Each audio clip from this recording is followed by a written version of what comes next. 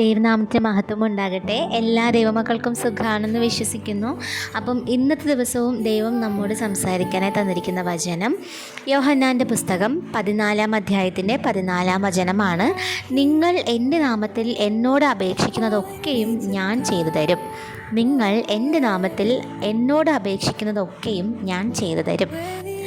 അപ്പോൾ ഈ പറയുന്ന വചനം നമ്മൾ ഇന്നലെ ധ്യാനിച്ച വചനത്തിൻ്റെ ഒരു കണ്ടിന്യൂവേഷൻ എന്നും കൂടെ നമുക്ക് പറയാം. കാരണം നമ്മൾ ദൈവത്തോടൊരു റിലേഷൻഷിപ്പ്, ഞാൻ ഇന്നലെ പറഞ്ഞതുപോലെ തന്നെ ദൈവത്തോടൊരു റിലേഷൻഷിപ്പ് നമ്മൾ കീപ്പ് ചെയ്ത് വരുന്ന സമയം നമ്മളെ ദൈവം ഇങ്ങോട്ടും തിരിച്ച് അതേപോലെ, അല്ലെങ്കിൽ നമ്മൾ സ്നേഹിക്കുന്നതിന് ഒരു ഇരട്ടി നമ്മളെ അധികം ഇങ്ങോട്ട് സ്നേഹിക്കും.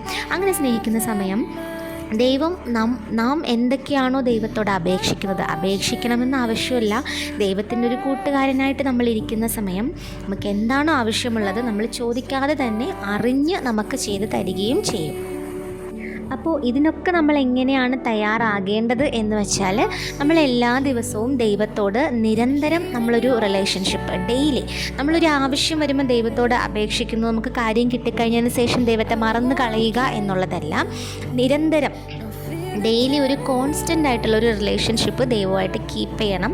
ദൈവത്തോട് എന്നും നമ്മൾ കാര്യങ്ങൾ സംസാരിച്ച് ദൈവത്തോടൊരു റിലേഷൻഷിപ്പ് അങ്ങനെ തന്നെ നമ്മൾ കീപ്പ് ചെയ്ത് വെക്കണം. അപ്പം നമുക്ക് ആവശ്യമുള്ള കാര്യങ്ങൾ ദൈവത്തോട് നമ്മൾ ചോദിക്കുന്നതിന് മുന്നേ തന്നെ നമുക്ക് ആ കാര്യം നമ്മുടെ കയ്യിൽ കിട്ടിയിട്ടുണ്ടായിരിക്കും.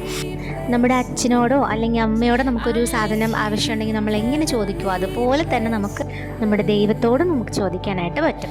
അപ്പം ഇതൊക്കെ ഞാൻ ഇന്നലെ പറഞ്ഞതും മെനിഞ്ഞാന്ന് പറഞ്ഞതും ഇന്ന് പറയുന്ന ഈ വചനവും എല്ലാം ഒരു കണ്ടിന്യൂവേഷൻസ് ആണ്. അപ്പം നമുക്ക് വേണ്ടത് നിരന്തരം നമ്മൾ ദൈവമായിട്ട് സംസാരിക്കണം. ഒന്നാമത്തെ കാര്യം, എല്ലാ ദിവസവും ദൈവത്തോട് നല്ലപോലെ പറ്റണം.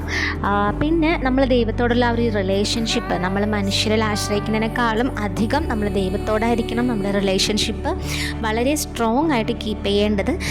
അപ്പോൾ ഈ വചനം എല്ലാവരും ഓർത്ത് വയ്ക്കുക. ഈ വചനം ഓർത്ത് പ്രാർത്ഥിക്കുക ദൈവത്തോട്. അപ്പം ഈ ഒരു റിലേഷൻഷിപ്പ് എപ്പോഴും ആ ഒരു കോൺസ്റ്റൻറ്റ് റിലേഷൻഷിപ്പായിട്ട് തന്നെ ദൈവമായിട്ട് പുലർത്താനായിട്ട് ശ്രമിക്കുക. അപ്പോൾ നമുക്ക് നാളെ വീണ്ടും ഒരു പുതിയ വചനമായിട്ട് കാണാം. ദൈവത്തിന് നന്ദി.